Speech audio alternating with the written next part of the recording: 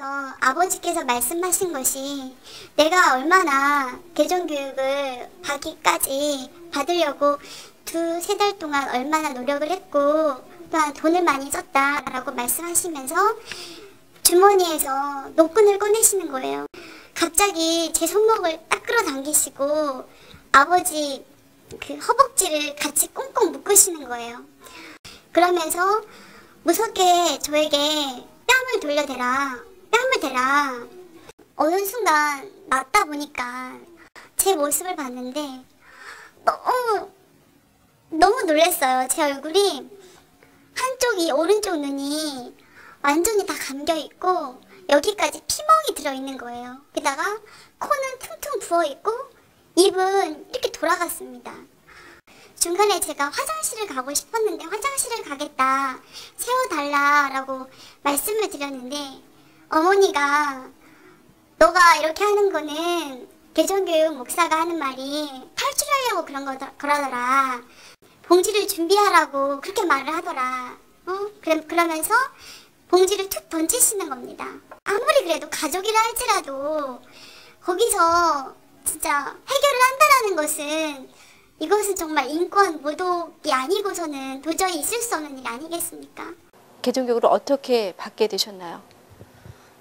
5-6명의 그 힘센 남자들에 의해서 강제로 끌려서 이제 차에 타게 되었고 개종교육 장소까지도 감시를 받으면서 가게 되었습니다. 개종교육 장소에 도착을 했을 때도 제가 개종교육을 받지 않겠다고 거부를 하자 제가 도망칠 것을 우려해서 옷이나 핸드폰 또 소지품 등을 빼앗긴 상태였고 제가 계속적으로 개종교육을 받지 않겠다고 하자 구타와 또 심한 강한 제압이 또 있었고요. 말로만 들어도 정말 많이 힘들었겠구나 하는 생각이 드는데요. 어떻게 빠져나올 방법은 전혀 없었습니까? 경찰들이 저 있는 곳으로 왔을 때 내보내달라고 호소를 했지만 그런데 저를 내보내주질 않더라고요. 이미 경찰들과 개종교육을 하는 목사들과는 이미 많은 수차례 안면이 있었더라고요. 그래서 이제 이 상황에서 제가 도망칠 수 있는 빠져나올 수 있는 방법은 저 혼자 힘으로 도망치는 것 밖에는 없었고요. 제가 도망을 쳐서 나온 후에 저는 학교나 다시 집으로 갈 수는 없었습니다. 만약 제가 다시 집으로 갔다면 또다시 개종교육을 받아야 했거나 심지어는 정신병원에 갔기 때문에 너무나도 무섭고 또 두려웠기 때문에 집으로는 갈 수가 없었어요. 네, 개종교육 중에 정신병원에 감금된 적이 있다고 하던데요. 네. 정신질환이 있었던 건가요? 아니요. 정신적으로 질환이 있어서 제가 정신병원에 입원을 한 게 아니라 그 개종교육을 받지 않는다라는 그런 표현 때문에 제가 강제로 정신병원에 입원하게 된 거예요. 그러니까 한 4시간 정도를 그곳 사람들과 계속 실험을 했던 것 같아요. 그러니까 몸도 너무 많이 지치고 정신적으로도 너무 많이 좀 피곤해 있었고 그래서 제가 앉아있던 의자에서 쓰러졌어요. 저런 식으로는 도저히 상담이 진행되지가 않겠다라고 하면서 부모님을 따로 부르시더니 그리고 난 다음에 제가 바로 정신병원으로 후송이 되었어요. 그러고 나서 전혀 이상이 없으니까 그 병원장의 그 정상이라는 그런 진단과 함께 강제 퇴원을 할 수밖에 없었어요. 이들은 같은 기독교임에도 불구하고 개종이란 단어를 사용하며 개종을 위해서라면 온갖 거짓말과 반인권적인 행동들을 서슴없이 자행하고 있다.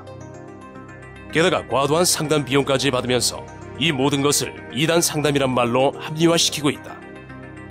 과연 이것이 성도를 옳은 길로 인도하기 위한 이단 상담소인지 이단 상담가로서 목사로서의 진정성이 의심된다. 현재 진 목사는 이같이 개종교육을 한다고 정상인을 감금하고 정신병원 수용을 주도하다가 현재 개종강요죄와 감금방조죄로 징역 10월, 집행유예 2년의 판결을 받은 상태입니다. 지난해 10월 고 김 씨는 개종교육을 받지 않는다는 이유로 전 남편에 의해 학대를 받다가 심지어 둔기로 수차례 가격을 당해 숨졌습니다.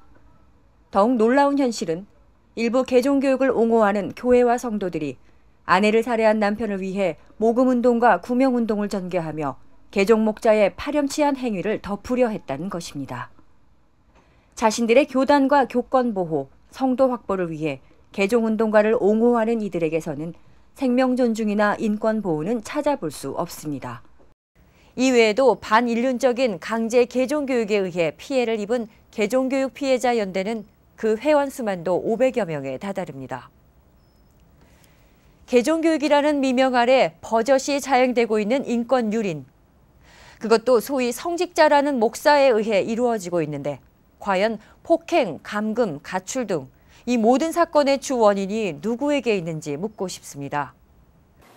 네, 최근에 보도된 MBC PD 수첩의 신천지 관련 보도에 대해서는 어떻게 생각하십니까? 제 이야기만 들어봐도 알 수 있겠지만 저뿐만 아니라 저 주변에 너무 많은 사람들이 방송으로 인해서 힘들었고 또 많이 피해를 받고 또 가족 내에서도 너무나 많이 힘들잖아요.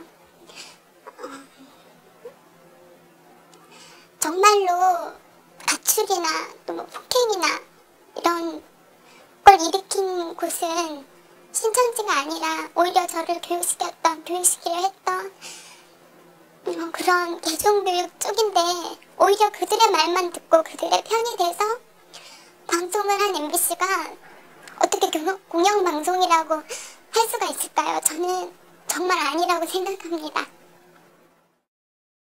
마지막 피해 청년의 말처럼 과연 이런 것이 공영방송이라 할 수 있을지 MBC에게 묻고 싶습니다. 또한 일부 거짓 제보에 눈이 멀어 편파적인 방송을 제작한 MBC PD 수첩은 과연 누구를 위한 시대의 대변인이 되겠다고 하는 것인지 궁금할 뿐입니다. 방송이 나간 후에 가장 피해를 입은 것은 신천지라 생각되는데 신천지 측 현재 입장은 어떻습니까? 네, 사회적으로도 신천지가 거짓된 모습으로 이슈화되어져서 신천지 내외부적으로 많은 피해가 있었습니다. 그래서 여러 신문방송 언론의 공개 질의도 받아 지난해 9월 7일 63빌딩 엘리제홀에서 기자회견도 가지는 등 많은 노력을 한 것으로 확인됐습니다. 그리고 신천지는 오히려 여러 언론기관 및 검찰의 잦은 수사에도 최대한 협조적인 모습을 보였고 그 결과 검찰에서 무혐의로 종결되었습니다. 지금까지 살펴본 내용만으로도 PD수첩이 신천지에 대해 왜곡 보도했다는 것은 명백합니다. 그럼에도 정정 보도하지 않는다면 MBC는 공영방송이 될 수 없으며 이에 정부는 즉각 폐쇄 조치해야 합니다. 지금이라도 MBC와 PD수첩 제작진은 신천지 교회에 사과하고 정정 보도하기 바랍니다. 더 이상 역사와 국민들의 마음속에 거짓말을 남기지 말기 바랍니다. 감사합니다.